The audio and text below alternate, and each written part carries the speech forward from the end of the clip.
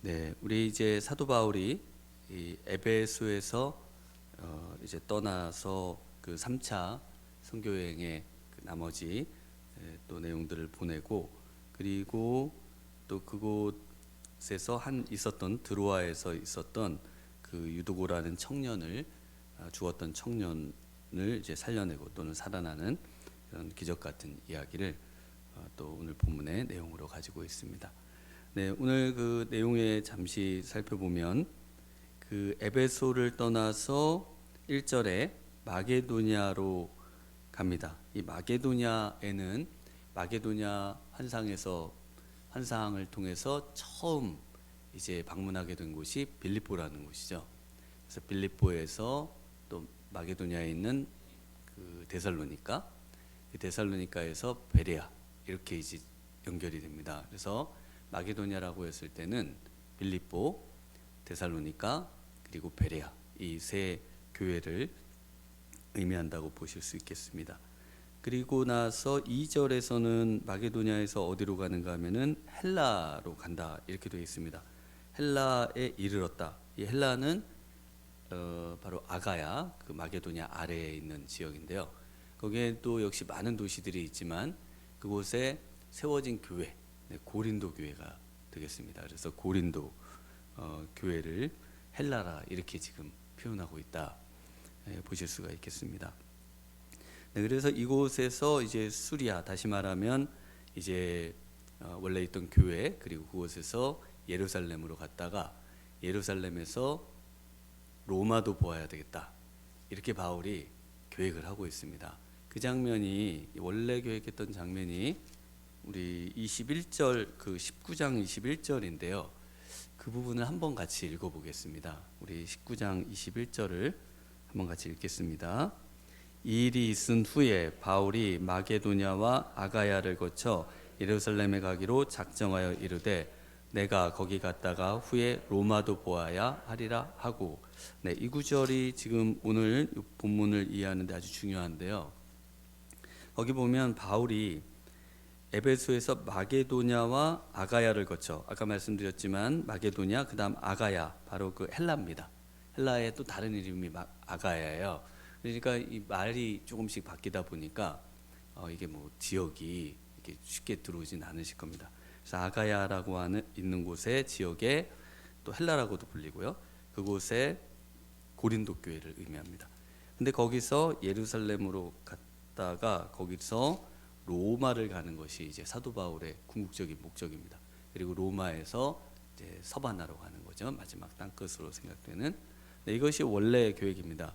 그런데 이 계획을 그냥 자기가 이게 좋겠다 한 것이 아니라 지난 새벽 설교에서 우리 전성호 목사님이 말씀해 주셨던 것처럼 성령 안에서 기도하면서 이걸 작정을 했습니다.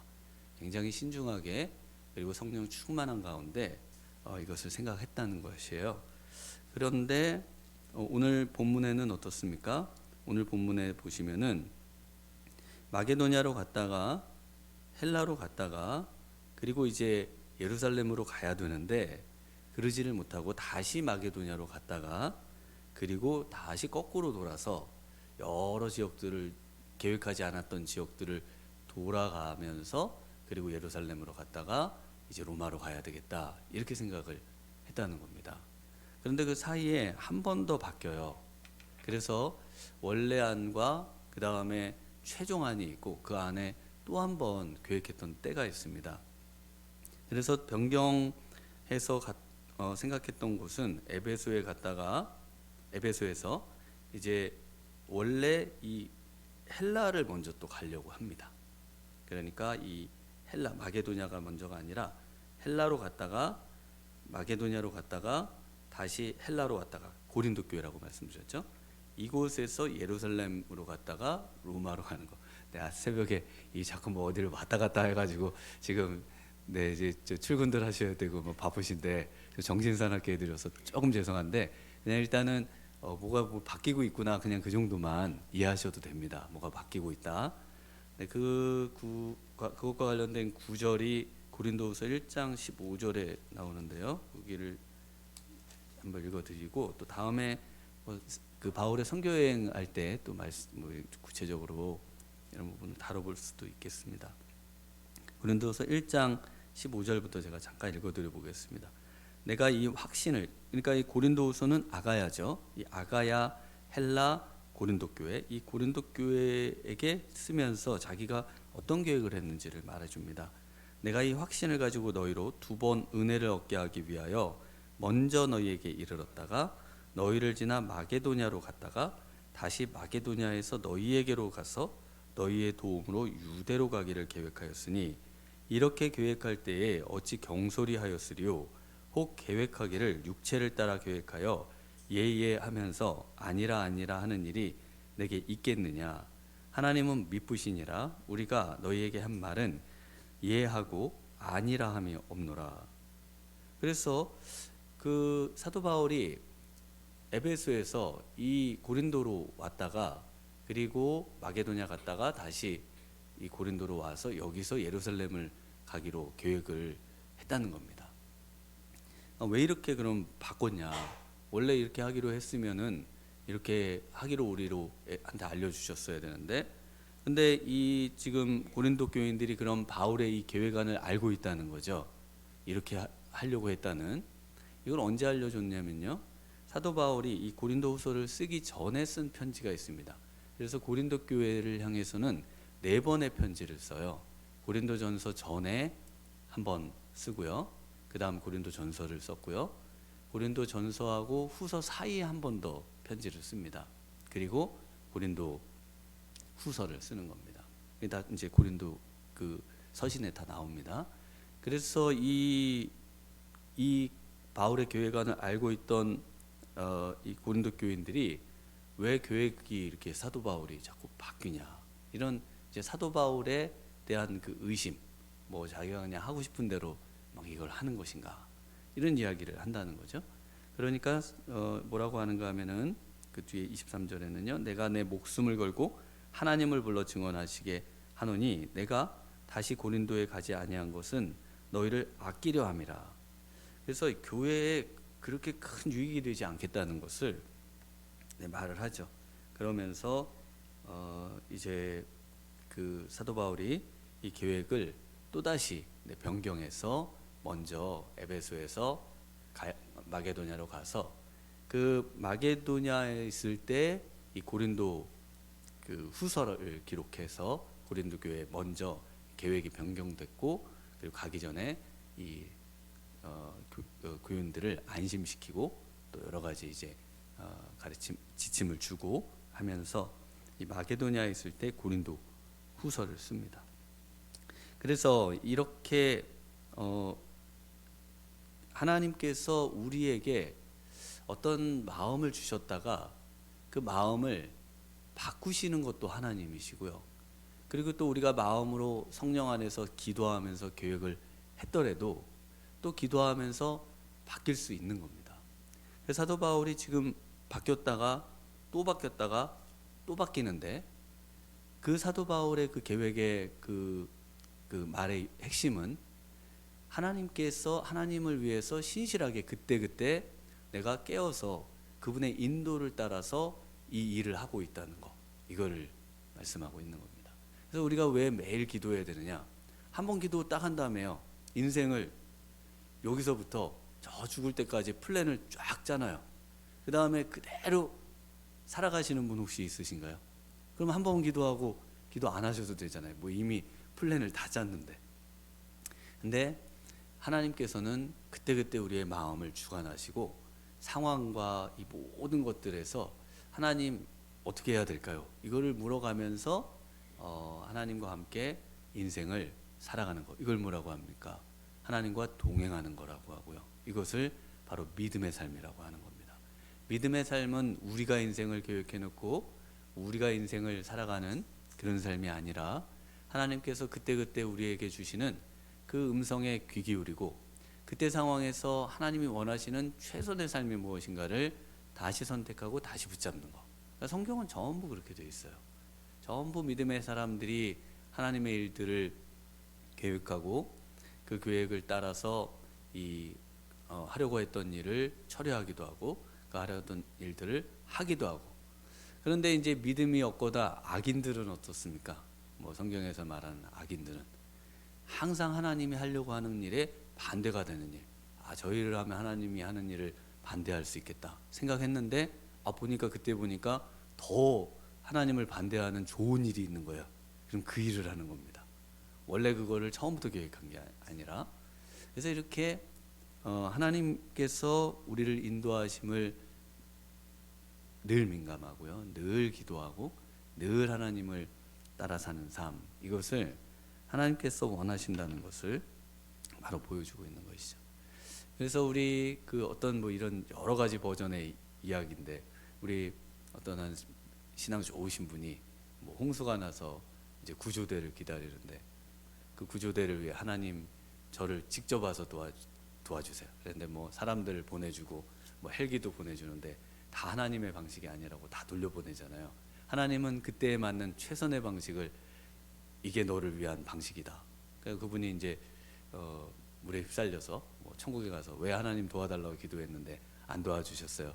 내가 그때 최선을 다해서 방식을 주었는데, 뭐 그런 이야기 있잖아요. 뭐 별 나뭇가지를 붙들었는데 뭐 이거부터 해가지고 홍수에 빠졌네, 뭐 이런, 하여튼 그 버전이, 하여튼 어떤 일이 있었겠죠. 그거를 여러 이제 이야기들로 우리에게 이제 많은, 또 거기서 말하려고 하는 핵심이 그겁니다. 하나님께서 우리에게 다양한 방식으로 우리에게 접근해 오시고 다가오시는데, 우리가 가지고 있는 어떤 고정된 방식, 이 방식 아니면 하나님의 방식이 아니다, 딱 그걸 이렇게 계획해 놓고 그것 아닌 것에 대해서 하나님께서 계속 역사하시고 우리한테 말씀하시는데 그것을 받아들이지 못하는 거, 이런 이 하나님께 열려 있지 않은 태도, 이것을 하나님께서 완고하다. 성경에 보면은 목이 고든 백성 뭐 이런 거 있잖아요.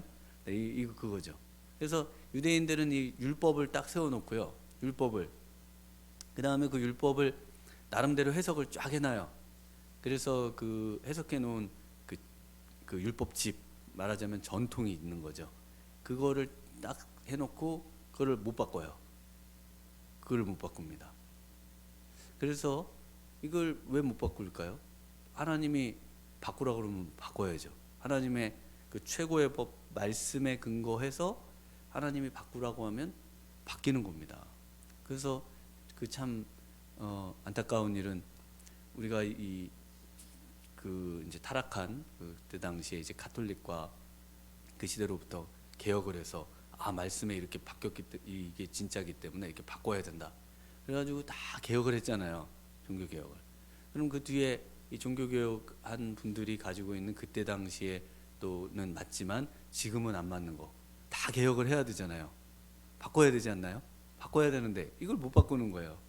그래가지고 그때 당시에 했던 거를 그대로 따라하는 게 개혁주의의 교회다. 그래가지고 그냥 지금 생각하면 막 16세기, 17세기 뭐 이때 그거를 가지고 신앙생활하는 거를 최고의 거로 생각하는, 그렇게 생각하는 분들이 있으시더라고요. 그래서 우리가 이 신앙이 하나님과 함께 늘 시대에 맞게 계속해서 변해가는 거, 그렇다고 진리가 바뀌는 건 아닙니다. 하나님을 사랑하고 또 하나님이 원하시면서, 그러면서 또 교회를 위한, 사도 바울의 최고의 핵심은 교회예요. 그러면서 사도 바울이 또 어떤 사역들을 하는가를 보면은, 사도 바울은 처음부터 끝까지요, 전부 그 말씀 사역으로 모든 사역을 행합니다. 그래서 그 고린도전서 15장에 보면 이런 말씀이 있는데요. 잠시 한번 읽어드리겠습니다. 15장 32절에 보면 이런 말씀이 있습니다. 내가 사람의 방법으로 에베소에서 맹수와 더불어 싸웠다면 내게 무슨 유익이 있으리요? 죽은 자가 다시 살아나지 못한다면 내일 죽을 터이니 먹고 마시자 하리라. 여기서 내가 사람의 방법으로 에베소에서 맹수와 더불어 싸웠다면 이라는 표현이 있거든요. 아무 유익이 없다는 건데, 사람의 방법으로 에베소에서 사역을 하지 않았어요. 사람의 방법으로 무슨 고위 공직자를 뭐 이렇게 막 뇌물을 줘서 교회를 세울 수 있게 좀 뭐 도와주세요. 뭐 이런 식으로 하질 않고 전부 어떤 방법을 썼냐면은 사람의 방법이 아닌 방법, 영적 전쟁의 방법, 또 하나님이 기뻐하시는 방법, 또 하나님이 원하시는 그런 사역을 했는데 그 사역이 어떤 사역입니까?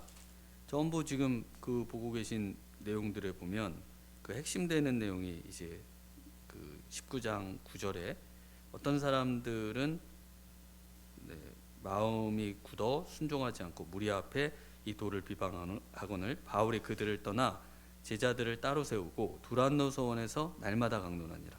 그래서 2년 동안 계속 여기서 날마다는 그래서 이걸 날마다로 시간을 계산해 가지고 또 하시는 분도 있더라고요. 근데 그건 진짜 뭐 날마다는 아니고요. 여기 있다가 고린도도 갔다 오고 그때의 날마다는 이 정해진 그 강론의 시간, 우리로 말하면은 이렇게 정해진 공적인 예배의 시간, 공적인 그 강의의 시간, 그 가르침의 시간을 의미하는 겁니다. 그것을 규칙적으로 행했다 이런 이제 의미지. 그 하루도 안 빼고 뭐 그냥 24시간을 다 했나 그렇게 생각하시면 안 되고.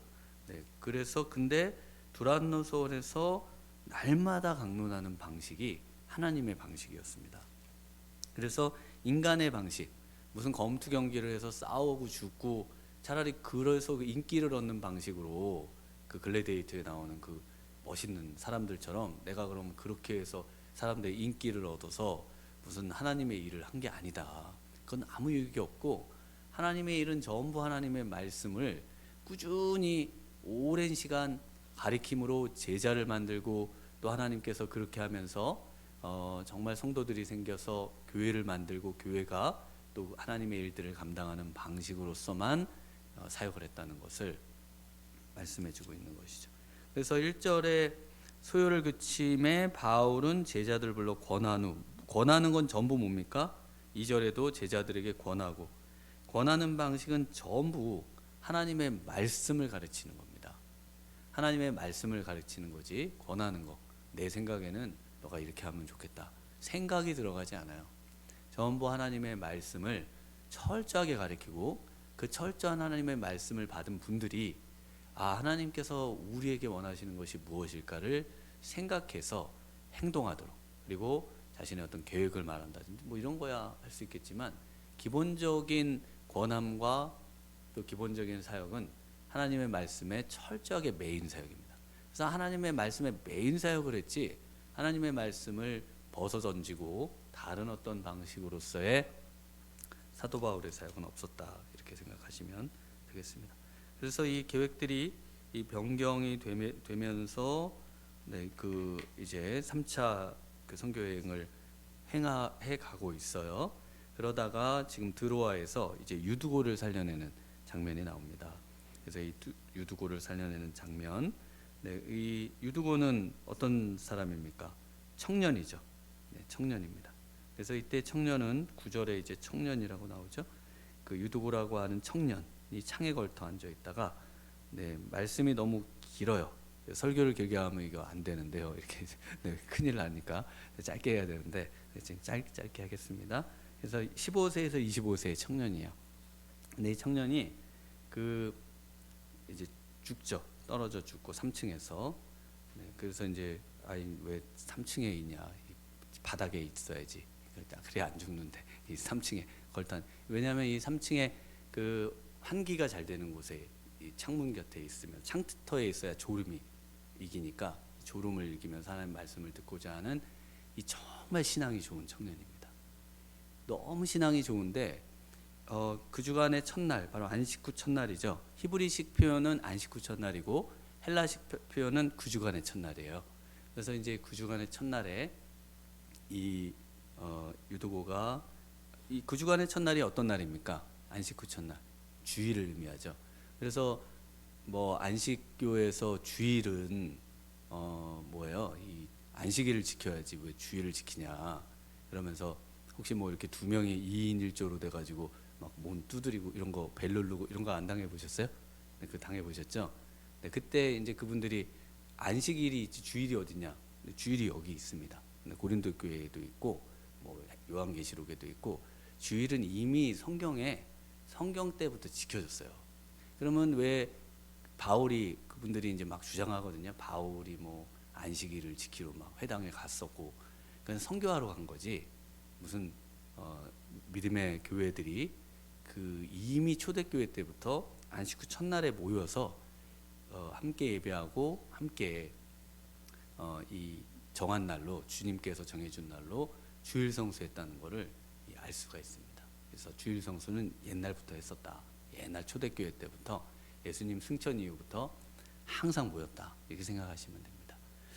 그리고 이제 그래서 그 안식 후 첫날을 모이던 이 기독교인들의 모습이 바뀐 거죠. 이 로마가 기독교를 국교로 공인하면서 로마가 바뀐 거지.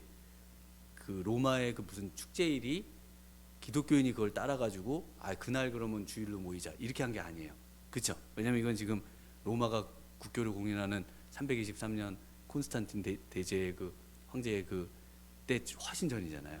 네, 그래서 원래 이 성경에 있다. 이렇게 주일 성수는 주일에 모이는 것은 원래 성경적이다라고 생각을 하시면 되겠습니다. 그래서 이 신앙 좋은 청년이 죽었어요. 죽었다가 살아납니다. 네. 그래서 어떻게 살아나느냐? 우리 하나님께서 믿음으로 살려고 하는 청년 얼마나 어렵겠어요. 왜 저녁에 모여서 그 계속 강론을 하고 밤중까지 계속하고 했느냐? 근데 왜 그 집에 가서 보통 청년 같으면 일하고 막 너무 힘들게 살면서 그런데도 집에 안 가고요. 이 말씀 들으려고 그냥 어떻게든 말씀 들으려고 그래야 그런 청년입니다. 그런 청년이 지금 살아난 거예요.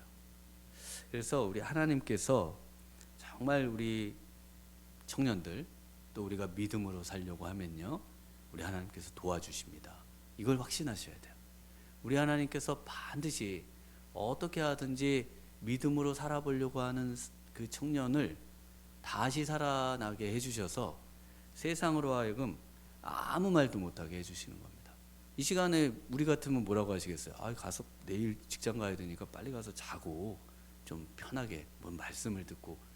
근데 이 기회를 놓치고 싶지 않은 거죠. 사도 바울을 언제 또 볼 수 있습니까? 못 보잖아요. 이제 못 보는 거거든요. 이 귀한 말씀을 언제 듣습니까? 들을 수가 없어요. 그래서 이렇게 열심히 있는 청년을 우리 하나님께서 책임져 주시는 내용입니다. 이 우리 이렇게 정말 이 진로와 또 앞으로 어떻게 우리 청년들이 살아갈 것인가. 네, 믿음으로 살고요, 신앙으로 살면 하나님이 길을 열어 주십니다. 믿으십니까? 그러면 정말 뭐 우리가 뭐 이런 시대가 될 거라고 누가 생각했겠어요? 그런데 하나님이 우리 믿음의 청년들에게 정말 하나님을 신뢰하면 먹거리를 주시고 또 길을 열어 주시고 새로운 아이디어를 주시고 이게 우리를 살리는 거거든요. 그래서 정말 믿음으로 우리 자라나는 자녀들 또 우리 주위의 청년들이 정말 우리 유두고처럼 믿음으로 살아서 정말 이때의 이 간증으로 얼마나 훌륭한 사람이 됐는지는 우리가 뭐 알 수는 없지만 그러나 믿음으로 승리했으리라 확신합니다. 오늘 이 아침에 우리 기도하시면서 정말 우리 하나님 앞에 믿음으로 다시 한번 결단하시는 복된 시간 되시기를 바랍니다.